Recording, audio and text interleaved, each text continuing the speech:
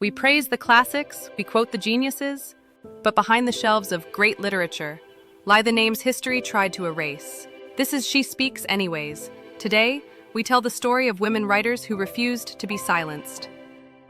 Aphra Behn, the first professional woman writer.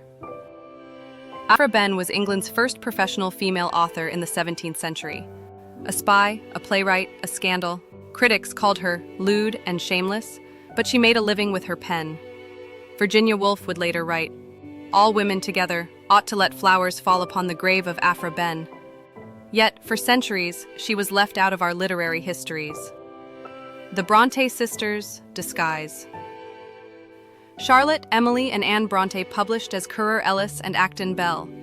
Because women's writing was dismissed as sentimental and unworthy, Jane Eyre, Wuthering Heights, The Tenant of Wildfell Hall, all classics that needed male masks to be taken seriously. Critics praised the masculine power of their work, unaware it was written by women defying every rule. George Eliot's choice. Mary Ann Evans chose the name George Eliot. She knew society wouldn't respect a woman writing philosophy, realism, and biting social critique. She didn't want to be dismissed before her words were even read. And it worked. Middlemarch is now hailed as one of the greatest novels in English, but it carried another man's name. Phillis Wheatley, enslaved poet. Silenced by history. Phillis Wheatley was kidnapped from Africa and enslaved in America. At just 12, she wrote poetry so sophisticated people doubted she authored it. She was the first African-American woman to publish a book.